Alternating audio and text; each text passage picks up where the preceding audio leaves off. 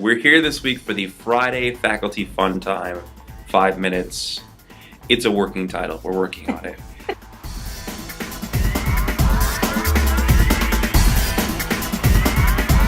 We are here this week with Mrs. Davis. Her nickname is Kat or Catherine. She usually prefers Mrs. Davis though, so I think Kat is what your husband calls you, right? More than likely. Okay, or Honey Bunny. Or Honey Bunny. Let's learn a little bit more about I'm just Mrs. kidding. Davis. He doesn't call me that. Mrs. Davis, where are you from? I'm originally from St. Louis, Missouri. Okay. And it's Missouri, not Missouri. It's not Missouri.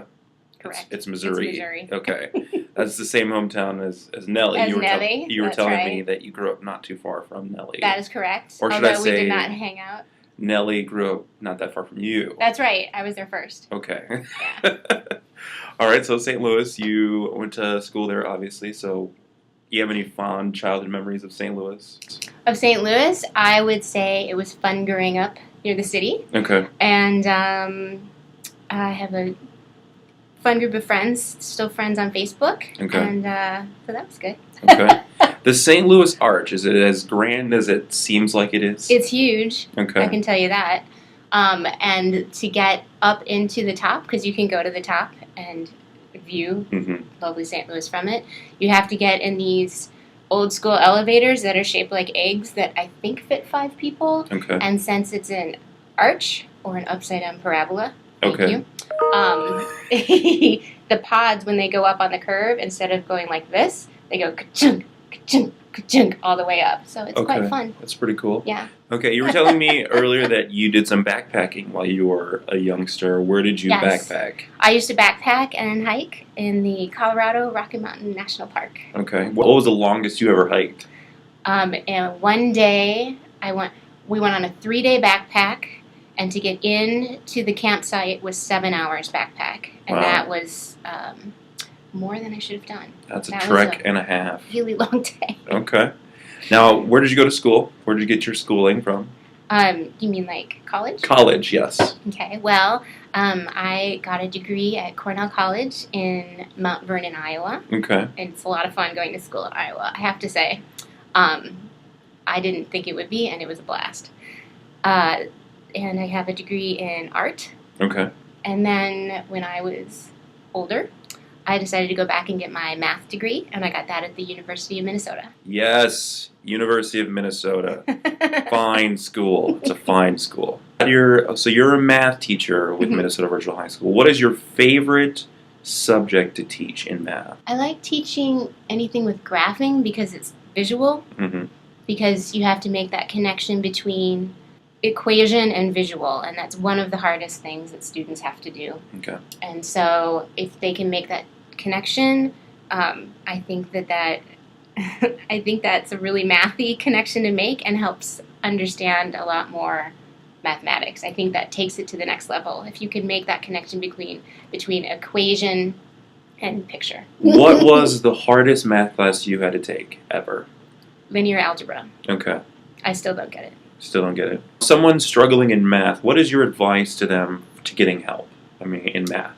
I think the best help you could get would either be to start looking online. Khan Academy, Khan Academy, is a really good resource for math topics. Math is many students will tell you it's a lot easier to learn math if someone's in front of you showing you an example as opposed to reading it. Right. And so watching videos really helps. Okay. I think that's a really good resource. Let's ask some quick questions. We call it rapid fire. Is that okay? Okay. What is your favorite movie of all time? Shawshank Redemption was pretty good. Okay. What is your favorite color? Glitter. Glitter. Okay. That's all I got. I don't know. Glitter. All right. What would be the one place you would want to travel in the world? I will say that last summer, not this past summer, but the summer before in 2012, I went to Paris, and I would go back there in a heartbeat. Okay. So we want to know what Mrs. Davis is doing for Thanksgiving. What are you doing for Thanksgiving? I'm going to St. Louis, where my parents still live. Okay. And everybody's meeting there, including family members from New York, Chicago, Minnesota, Middle Missouri, and I'm probably forgetting some other ones. But and that's our big family get together, and then at Christmas we're all going our separate ways. Okay. But we're gonna play the game, and the game is, because we're doing Christmas at Thanksgiving, everybody picks a number, and everybody has to bring one present that's under $25. Okay. And you can't tell anyone what your present is. And the one who has number 1 picks a present and opens it up. And then number 2 either gets to pick a new present or steal the first present. So if you have the highest number, you have the best opportunity to get the best gift. If you could meet anyone in the world, past or present, who would it be? I think the problem I have with this question is that I wouldn't know what to say to them, and I would look pretty stupid talking to them. Maybe I would love to meet Prince. Okay. I think that'd be pretty great. Okay. I think it'd be really interesting to talk to, I don't know, the great mathematicians. I don't think they're very social. So I'm not sure if that's Fibonacci, Pythagoras. Yeah, Pythagoras might be more fun than Euler, but okay. I don't know. Okay, let's talk about our school for a little bit. Okay. For someone looking at this thinking, well, it's an online school, what would you give advice to for those kids looking for a different option for high school? Why would you choose? Why would you choose our school specifically? I would say you would need to define what it is you're not liking in a brick and mortar school, mm-hmm. to define what you would want in a virtual school. Of the students I've taught, I've found that virtual school gives them an incredible flexibility. Some students have to have a part-time job and they can only get the day shift.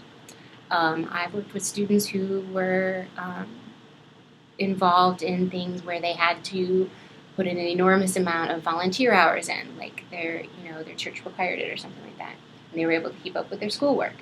I've worked with students who are very sick and have to go to the doctor a lot, and they're able to keep up with their schoolwork.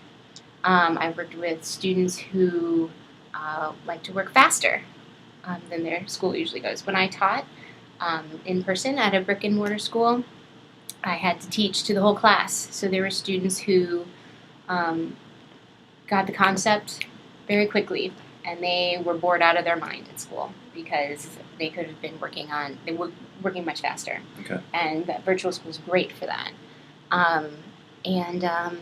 I taught virtual school in California for a year, mm-hmm. and a lot of my students there were actors or professional sports teenagers. Okay. And they were able to do virtual school on set or in between practice. Mm-hmm. I think there are a lot of hockey players here. Yes. And so, if you're doing something that interferes with your schedule, virtual school is very good. You do have to be very good with scheduling to stay on track. I think that's one of the biggest hurdles. Okay. What's your advice to students what's your best piece of advice for students out there right now? Either our students or any student. Just get it done. Do it. Nobody likes homework. Do it anyway. Well, thank you so much, Mrs. Davis, for being with us today. Thanks for having me. Absolutely. This has been the Friday Faculty 5-Minute Fun Time. Go Math, go! And Mrs. Davis, the math teacher. So look her up on Rhodes for your math needs and help. We will see you in 2 weeks after Thanksgiving. Enjoy the holiday, everybody. Eat a lot of turkey. And we'll see you. Bye.